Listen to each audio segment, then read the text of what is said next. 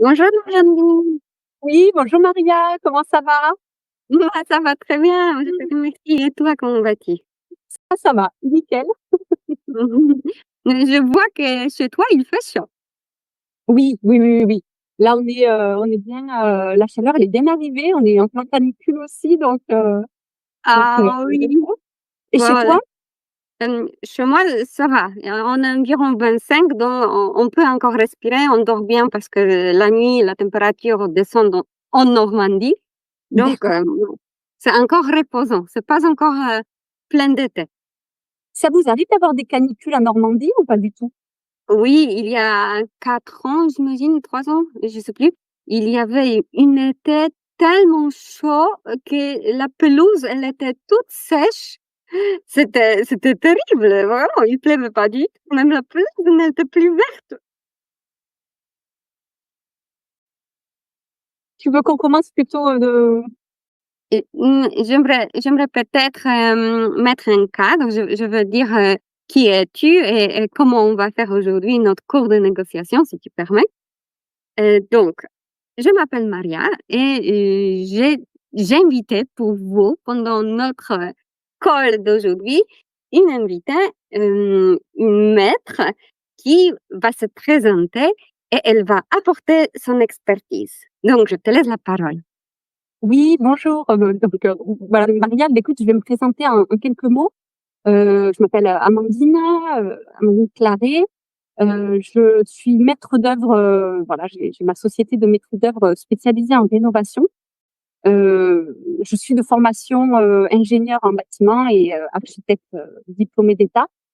Ça me permet d'avoir une vision globale des travaux, aussi bien sur, l'aménagement, voilà, ça me permet d'accompagner mes clients, aussi bien sur le programme du projet, la réalisation des plans, mais aussi, sur le suivi des travaux. Donc ça, c'est pour la partie maîtrise d'œuvre et en parallèle de ça, je développe aussi une activité de conseil en achat immobilier pour les personnes qui souhaitent faire l'acquisition d'un bien immobilier, pour leur donner les clés, les techniques pour déjà analyser les annonces, alors même avant d'analyser les annonces, savoir ce qu'elles souhaitent vraiment acquérir comme bien, vraiment voilà, se rapprocher vraiment de leurs besoins, pouvoir, aller rechercher des informations suite aux visites pour, lever les doutes et tout ça. Et puis aussi avoir une phase d'anticipation de travaux pour avoir avant l'acquisition du bien, une vision de l'avenir finalement, savoir un petit peu à quoi s'attendre en fonction de toujours pareil, là où elles veulent aller. Voilà. Donc en termes, soit d'économie d'énergie, d'éco-construction, voilà, ou alors tout simplement ne pas avoir de travaux à faire. Voilà un Très petit bien. peu pour ma présentation.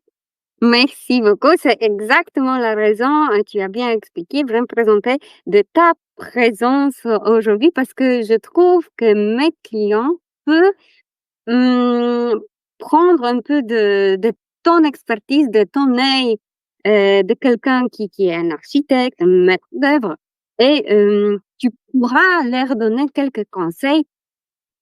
Quelles sont les choses les plus importantes à prendre en compte en amont? Donc avant qu'on se lance, avant qu'on fait les visites déjà des biens immobiliers, peut-être tu as quelques astuces à nous donner?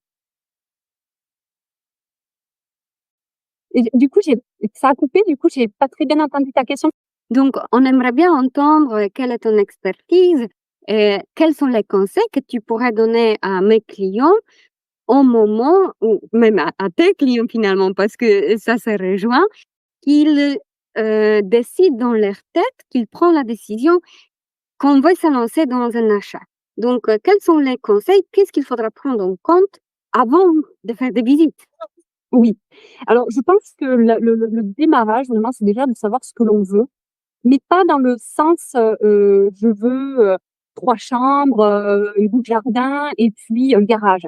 Ça, c'est assez basique parce qu'effectivement, il faut le matérialiser, mais il faut aller un peu plus loin dans la réflexion et je dirais, il faut savoir vraiment ce que l'on souhaite créer pour soi, plutôt. J'entends par là, de se poser la question, hem, quel type finalement d'acheteur on est?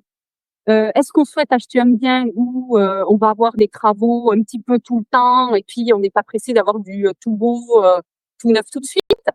Est-ce qu'on est le genre de personne qui est capable de se lancer dans des travaux en autoconstruction et faire tout seul? Est-ce qu'on va avoir besoin d'entreprise? Euh, et puis, et se questionner aussi sur son quotidien. C'est-à-dire que si, par exemple, au quotidien, quand on a quelque chose qui est cassé chez soi, on le repousse, on le répare jamais, on a tendance à traîner. Dans ce cas, on va peut-être pas se rapprocher d'un bien où il y aura plein de travaux à faire. Et se poser ces questions-là, qui on est et qu'est-ce qu'on veut pour soi? Qu'est-ce que c'est ce projet immobilier? Qu'est-ce qu'il va être? C'est pas grave, tu peux.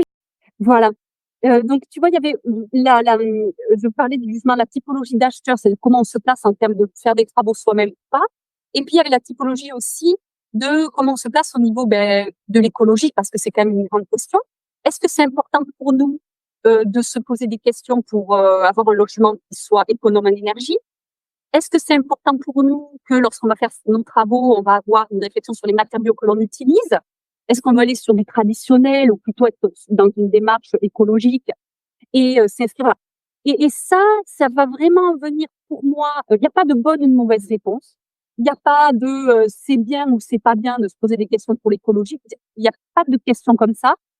Mais c'est important de se les poser parce que même quelqu'un qui ne va pas avoir forcément de fibres pour des matériaux naturels, des matériaux écologiques, peut-être que si je lui dis, ben voilà, est-ce que quand même ça t'intéresse de pas avoir trop chaud chez toi l'été?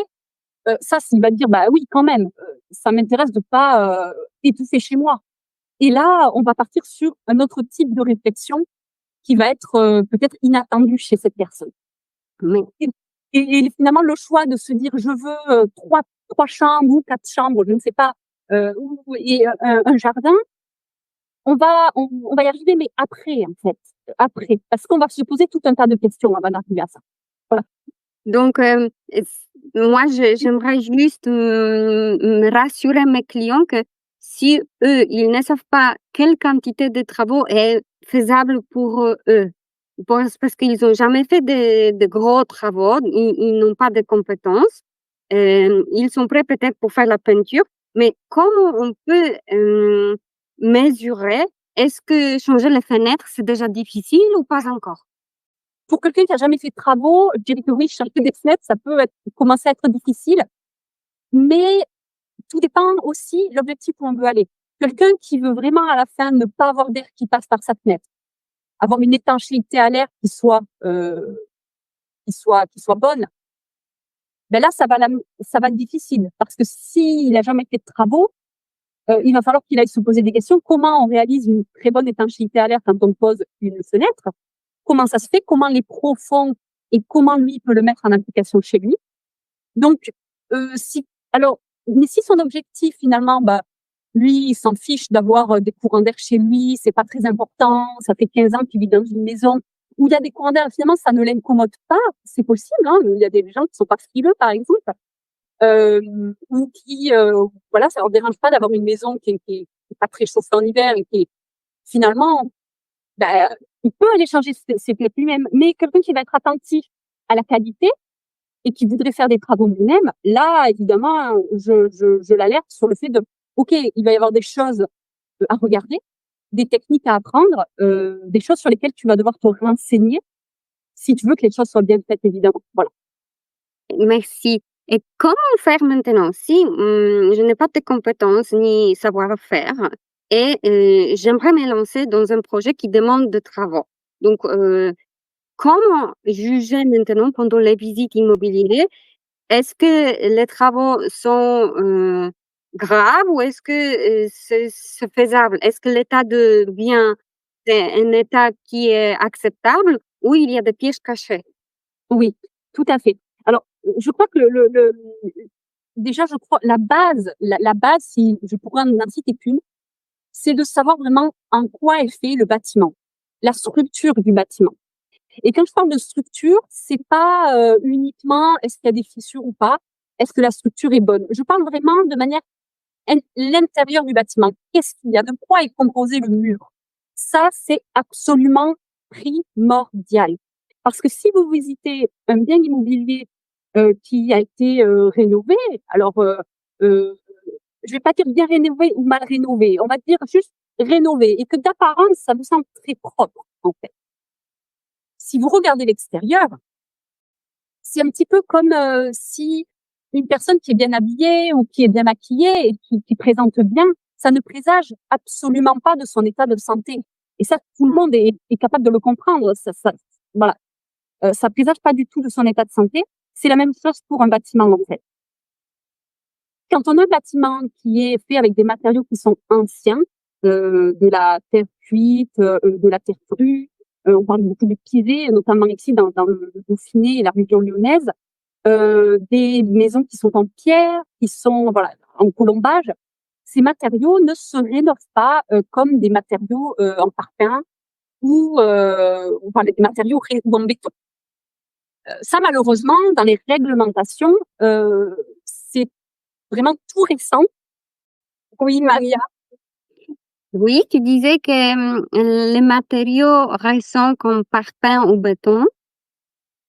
ne se rénovent pas, ne se rénovent pas comme les matériaux anciens, c'est-à-dire la terre crue, les briques, les pierres aussi, les pierres, les maisons en colombage. Sauf que malheureusement, la réglementation et tout ce qui régit les règles de construction pour les entreprises, même pour les entreprises, ne prend pas en compte les matériaux anciens. Ça fait quelques années que beaucoup de professionnels se battent pour que ce soit reconnu dans les réglementations. Et c'est tout récent, c'est-à-dire en mars dernier, qu'il y a eu un arrêté qui est sorti. Il va y avoir des propositions de loi discutées au Sénat pour que dans les réglementations, les matériaux anciens soient pris en compte.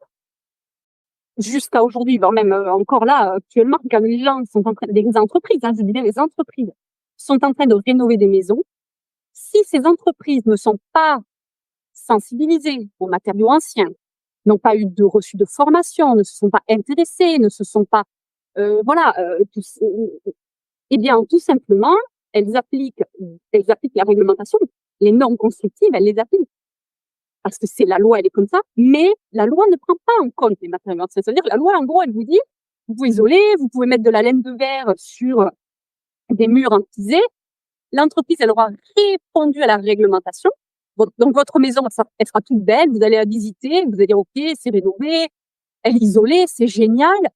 Vous aurez l'impression que tout est beau, sauf qu'en fait, vous aurez de la laine de verre posée sur un matériau ancien, donc de la terre crue, et qui n'est absolument pas adapté. La laine de verre qui a été apposée contre la terre crue n'est pas du tout adaptée. Donc vous allez visiter, vous allez dire, bah oui, super, c'est récent, c'est neuf, ça sent le beau, voilà, c'est très bien. Mais si vous n'allez pas plus loin, que vous questionnez pas de en quoi il fait le mur, qu'est-ce qui le compose, et ça, des fois, même les gens qui font les travaux, je vous assure, ne savent pas, en fait, parce qu'ils ont peut-être pas posé la question. Et comment on peut poser des questions si on ne sait pas quel genre de questions il faudra poser? Exactement. C'est tout. C'est tout. C'est le, c'est finalement tout le but de l'accompagnement que je propose, c'est-à-dire effectivement de donner des bases, des clés, tout un tas de clés pour aller au-delà des apparences, si je puis dire, devenir sachante, c'est-à-dire que la personne qui visite puisse avoir des bribes de savoir, des choses pour l'alerter, en fait. C'est une personne qui va dire, OK, je veux acheter une maison, je veux pas de travaux. Donc c'est très bien, elle peut acheter une maison qui est déjà toute rénovée, OK. Mais qui te dit que dans 5 ans, tu vas pas avoir des... Voilà, et du coup, je disais, par exemple, la personne, elle veut pas avoir de travaux, donc c'est très bien, elle va visiter ce bien. D'ailleurs, oui, il y a pas de travaux, j'achète. Mais si la personne qui a rénové et les entreprises qu'elle a missionnées n'étaient pas sensibilisées aux matériaux anciens, si elle a fait les travaux dans le but de rénover puis pour le vendre dans un meilleur état, vous allez habiter, et puis petit à petit, les murs, en fait, c'est peut-être comme une éponge, en fait. L'eau, je pourrais expliquer, je vais peut-être pas m'étaler dans le détail, mais en gros, la laine de verre, elle va pouvoir pomper l'humidité. Il va y avoir des points de rosée qui vont se créer. Le mur ne va pas sécher. Donc, il y aura peut-être des sensations d'inconfort dans les années à venir, des moisissures. Les gens, ils vont ressentir une forte humidité en hiver. L'eau, elle s'évacue pas parce que voilà, il y a des apports d'humidité qui viennent d'un peu partout, de l'extérieur, mais aussi de l'intérieur de la maison et aussi du sous-sol. Et puis, peut-être qu'il va y avoir des moisissures, des choses comme ça. Donc, la personne va se retrouver à faire des travaux après coup, alors qu'à la base, elle voulait acheter un bien sans travaux. Donc là, on se retrouve dans une situation qui est problématique, surtout si on n'a pas les moyens de faire ces travaux et qu'on n'a pas envie d'être dans une maison insalubre. Au-delà de la salubrité, l'humidité peut venir altérer le mur structurel. Et là, ça pose d'autres problèmes, c'est-à-dire carrément structurels, quoi. Un mur qui vient macérer dans de l'humidité, un mur notamment pisé, il va perdre sa portance. Mhm. Il va y avoir des champignons dans les murs en pierre. Voilà. C'est tout un suivi, c'est tout un programme, quoi. Mais là où je rejoins par rapport à des personnes qui n'y connaissent rien, il faut avoir suffisamment de billes, finalement, suffisamment de connaissances techniques. Mais là, tout ce que je viens de dire, c'est déjà des bribes de savoir qui permet de ne pas perdre la face devant la personne qui nous fait visiter. Parce que si on a en face la personne qui a fait les travaux, si on a en face, voire même l'entreprise qui a fait les travaux, qui dit mais si, j'ai respecté la réglementation, j'ai fait comme ça, c'est très bien, mais qu'on n'a pas la présence d'esprit de se dire oui, ok, il y a des travaux qui ont été faits, mais qu'est-ce qu'il y a derrière? Il est en forme quoi le mur? Est-ce que c'est approprié des travaux qui ont été mis en place? Et comme ça a développé la pelote, et bien en fait on s'arrête au maquillage, on s'arrête à ce que l'on voit, et puis on fait un achat sans travaux. Oui, ok, on a fait un achat sans travaux. Mais bon. Ok, donc soit on accepte qu'on n'a pas toutes les compétences, on ne se fait pas accompagner, mais par exemple, soit on a les budgets pour les imprévus, soit pour les travaux, soit on accepte, les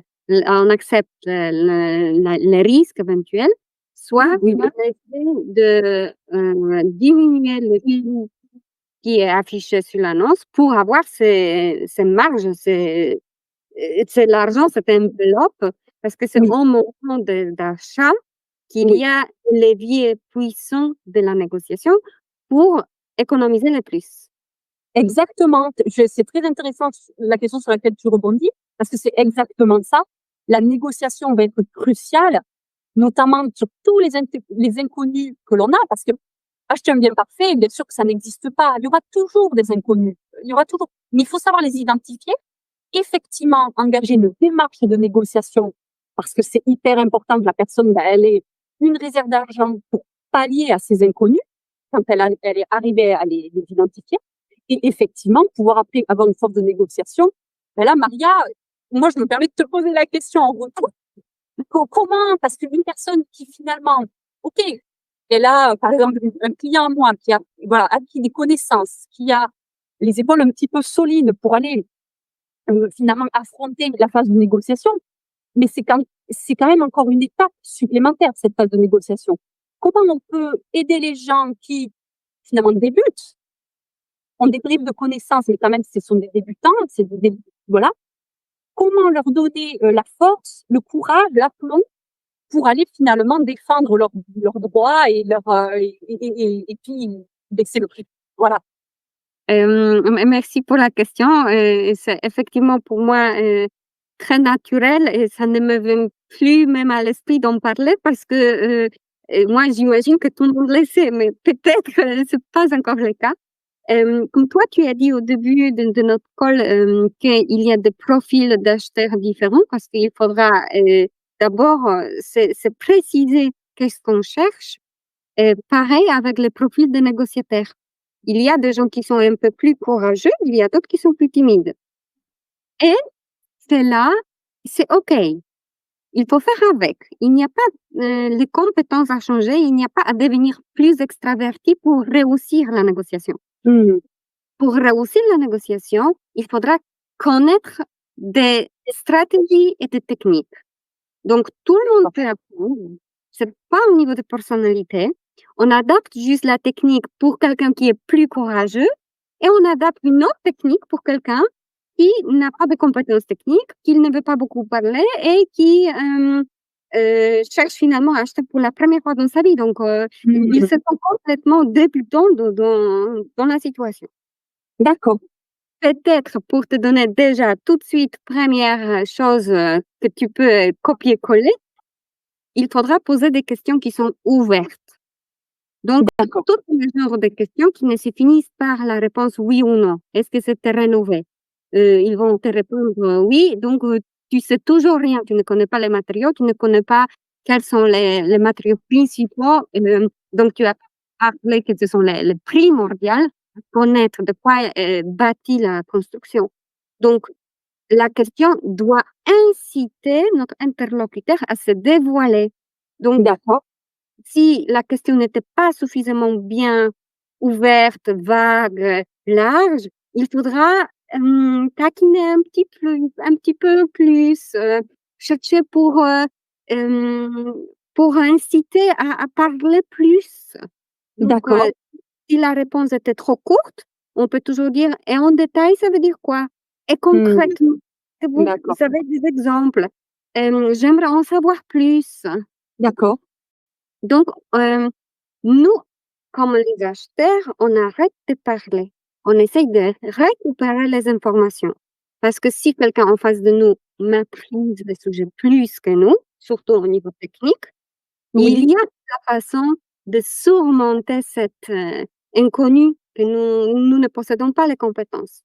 Simplement par la gestion des questions qui commence par quoi, comment, combien, pourquoi. Donc, D'accord.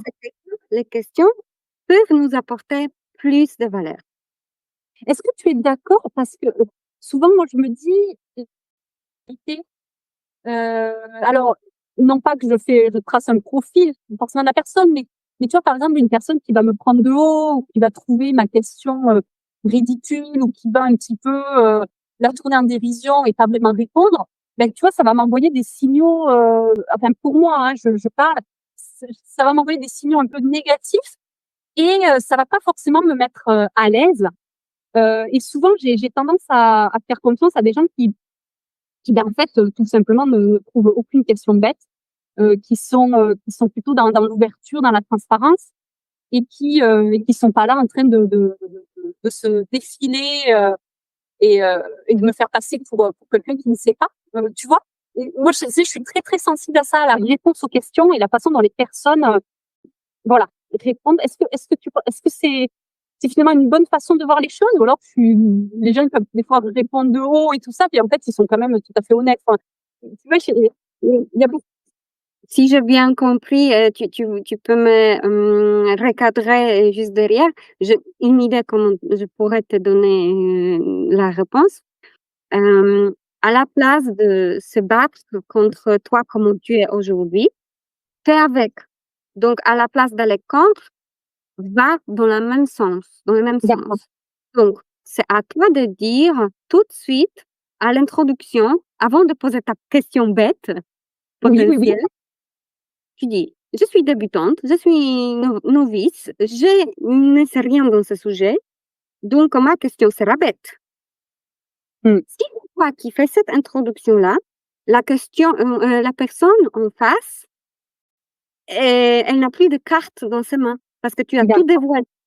Donc Oui, je vois. tu lui enlèves les pouvoirs éventuels qu'il aura sur toi. Donc D'accord. si toi tu dis, et ça marche pas uniquement dans les moments de détresse que toi tu te sens, pas à la hauteur. Ça marche aussi quand toi tu t'es énervé ou quand toi tu es éduqué dans quelque chose, donc tu sais. Donc toujours de se présenter avec l'introduction par soi-même, ça enlève le pouvoir de l'autre de te juger, de t'étiqueter. Donc c'est à toi vraiment de mettre une étiquette que tu choisisses par toi-même. J'espère que ça répond à ta problématique.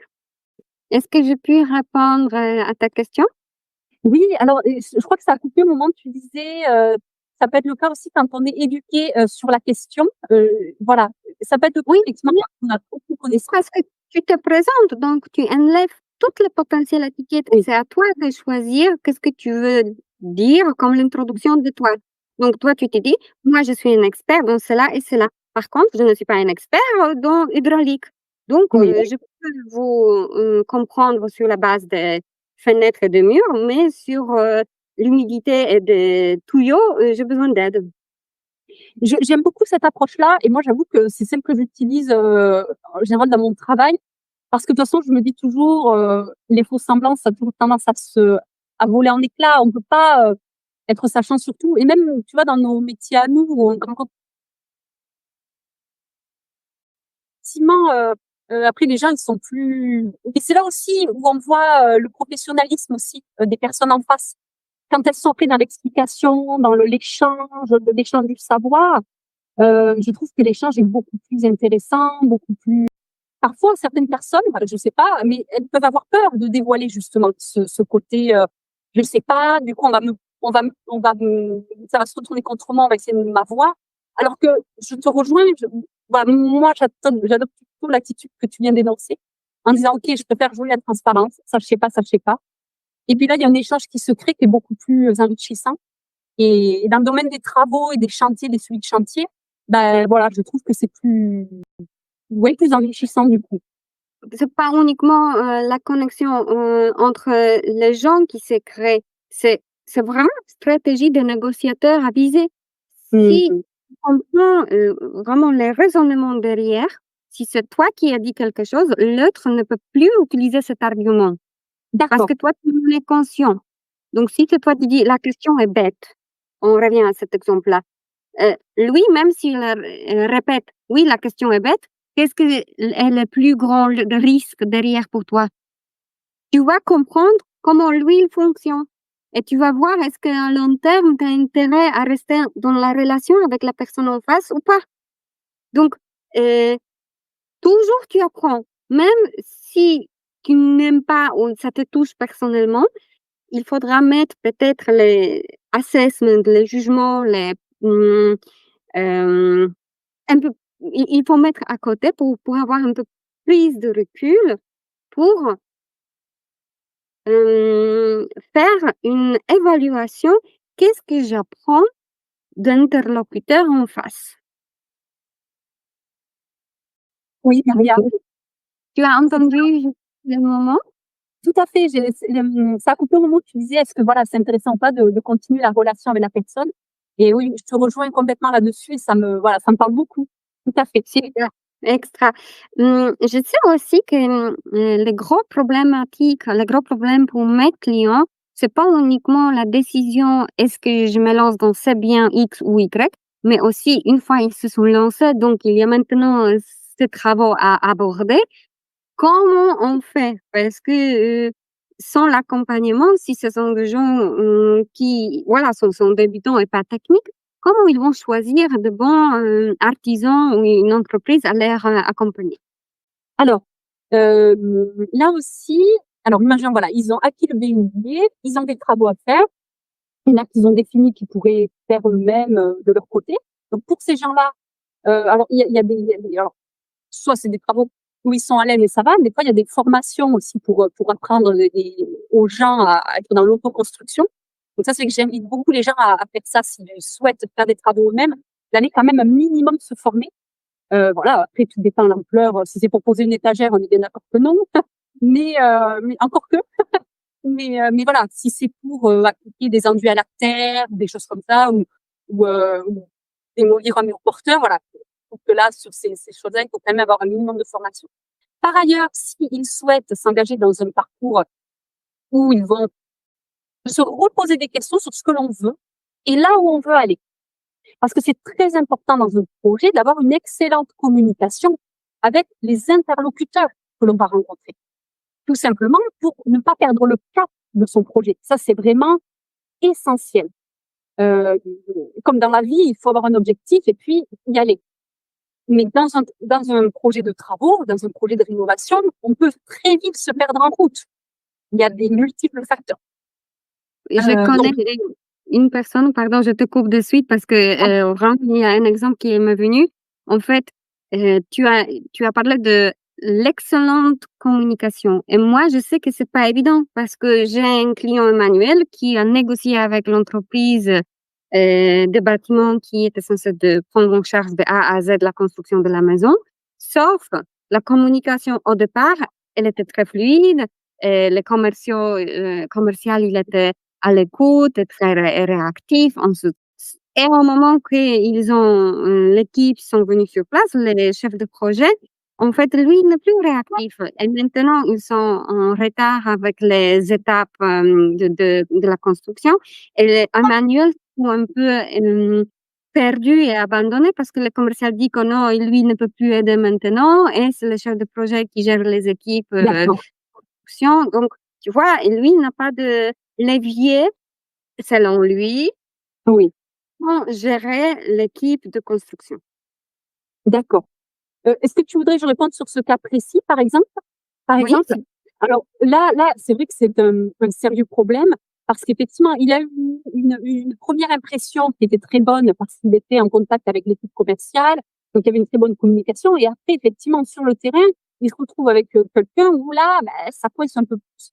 Alors, je pense que là, à chaud comme ça, ce qui me vient, c'est déjà que ce serait bien de programmer une réunion en toute transparence sur le chantier avec les 3 personnes, c'est-à-dire le client, le commercial, parce que quand même, le commercial, il a vendu ce projet. Enfin, c'est quand même de sa responsabilité, de son professionnalisme, d'accompagner son client jusqu'au bout. Donc, de pouvoir, et puis aussi le chef d'équipe, du coup, qui est lui sur le terrain. Donc déjà, essayer de crever l'abcès en disant voilà, moi mon objectif, toujours parler de l'objectif commun finalement. L'objectif commun, c'est quoi? C'est qu'on veut que le projet se passe bien. On veut qu'il y ait une bonne communication. Et leur poser la question. Je dis, je pense que vous, pour vous, c'est pareil. Vous souhaitez qu'à la fin, moi, je sois contente, que je parle de vous, que je dise que ça s'est bien passé le projet. On a tous cet intérêt commun-là, que ça se passe bien, en fait. Donc, dans l'intérêt commun, est-ce qu'on ne pourrait pas se retrouver un jour, une demi-heure sur le chantier, ou bien en visio, et enfin, ouais. Déjà, essayer de crever l'abcès comme ça. Et si le commercial, là, se dédouane, c'est quand même un petit peu fâcheux. Enfin, voilà, du coup, il faut, je pense, aller plus haut dans la hiérarchie, c'est-à-dire envoyer des courriers recommandés aussi. Enfin, à un moment donné, il y a aussi le côté légal. Moi, je suis très aussi voilà, on tout peut à fait. être sympa, on peut être dans la communication. Après, il y a des lois, il y a aussi un cadre juridique et on peut pas non plus demander aux gens de faire n'importe quoi, d'être sympa trop longtemps. Donc, si le commercial ne veut pas, ok, on monte toujours dans la hiérarchie et on demande de se rencontrer et d'échanger. Et au cours de cet échange, dire voilà, quel est notre objectif, c'est qu'effectivement ça se passe bien. Qu'est-ce qu'on pourrait mettre en termes de communication pour que ça se passe mieux? Peut-être des points hebdomadaires. Donc là, il n'y aurait pas le commercial, bien sûr, hein, mais voilà, peut-être le chef d'équipe. Il y a aussi dans le bâtiment, on a, enfin, comme partout d'ailleurs, hein, il n'y a pas que dans le bâtiment, on a tous nos personnalités. Donc la personne qui était chef d'équipe, elle a sa personnalité, elle a aussi sa vie privée, donc des fois, ça vient aussi impacter notre travail, comme tout le monde. Et donc le chantier, des fois, c'est vrai que ça peut être compliqué parce que quand on fait du suivi, on a tous nos trucs et puis des fois, sur le chantier, on parle un peu brut de décoffrage et puis ça peut partir dans tous les sens. Donc, il faut aussi accepter la personnalité des gens qui sont en face, les accepter comme ils sont et pas, comme tu viens de parler tout à l'heure aussi, de pas rentrer en résistance et ça, c'est important. Il faut aussi, si on est en face de le chef d'équipe qui est un peu dur, qui est un peu brut de décoffrage, qui dit les choses telles qu'elles sont et que ça se passe peut-être pas forcément bien, il est pas très à l'écoute ou quoi, il faut accepter et une fois que la crise, elle est un peu passée, une fois qu'il est un peu plus calme ou quoi, parce que je sais pas, je prends l'exemple de quelqu'un qui pourrait s'énerver ou être un peu voilà, et dire voilà, moi, on a l'intérêt commun, c'est que ça se passe bien. Moi, j'ai pas été tellement d'accord la façon dont vous avez réagi parce que ça m'a mis mal à l'aise par rapport à telle chose. Tu as essayé de développer un peu revenir un peu en arrière sur les étapes et se dire ok, à quel moment on peut essayer de se dire ok, on n'a pas envie d'arriver à cette étape-là où on n'arrive pas à communiquer, personne sait ce qu'il veut, nanani, nanana.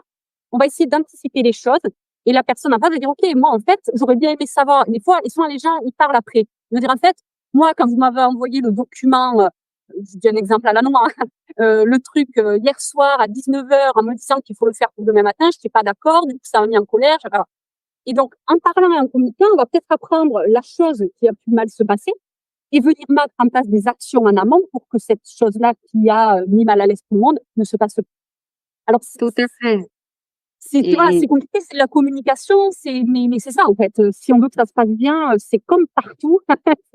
Quand comme par il y avait sur le projet, voilà. la règle d'or que moi j'explique toujours, c'est la prévention et pas, gérer le conflit derrière. Donc si on peut prévenir pour ne pas avoir de problème, c'est vraiment, la solution meilleure qui existe.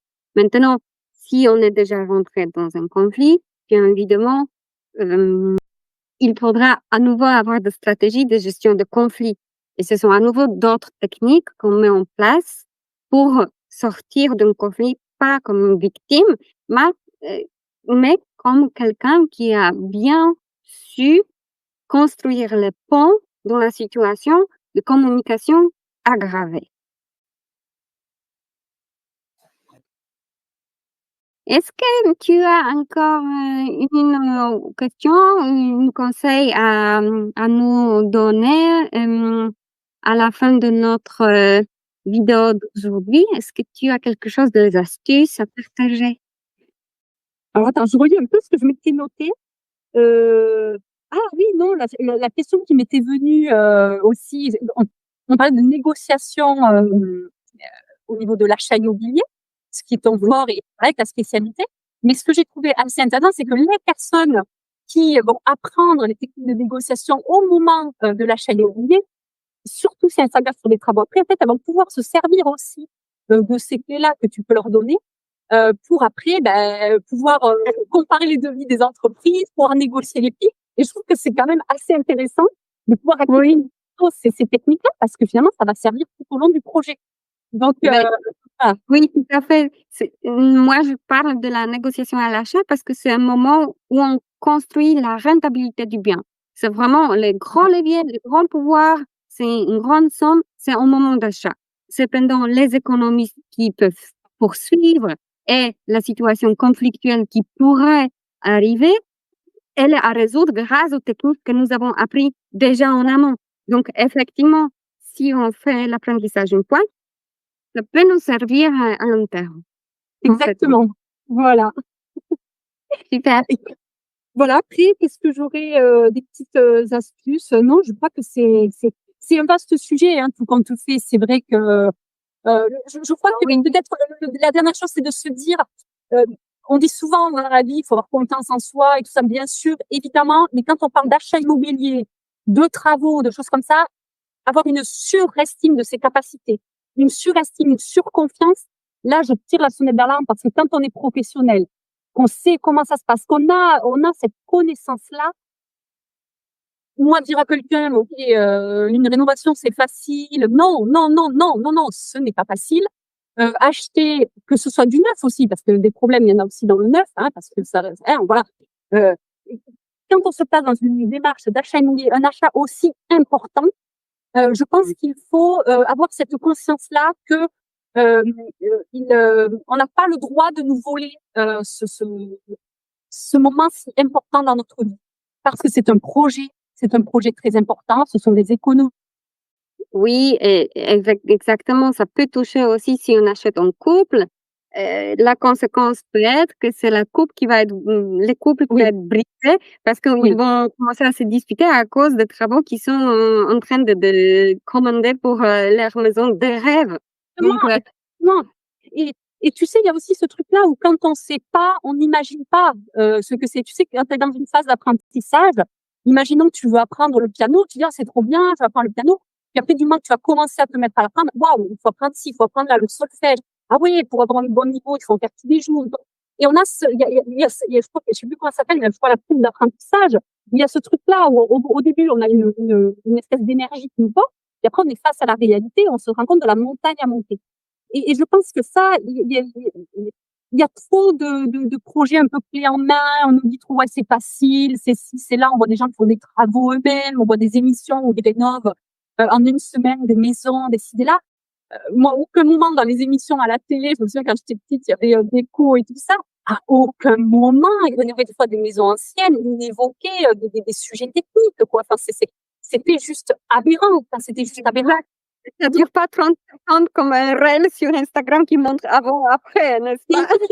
C'est ça. Et puis, tu vois, et puis, je veux dire, je dis ça, je sais que ça va pas changer. Tout le monde va pas du jour au lendemain se dire, bah ouais, cette fille, elle a raison et tout. Je pense qu'on le sait intérieurement, en fait. Enfin, il y a même pas besoin de convaincre les gens, en réalité, je pense, au fond de moi. C'est ça qui est assez magique, c'est que les gens, quand on leur dit ça, ils se disent, bah ouais, en fait, c'est vrai.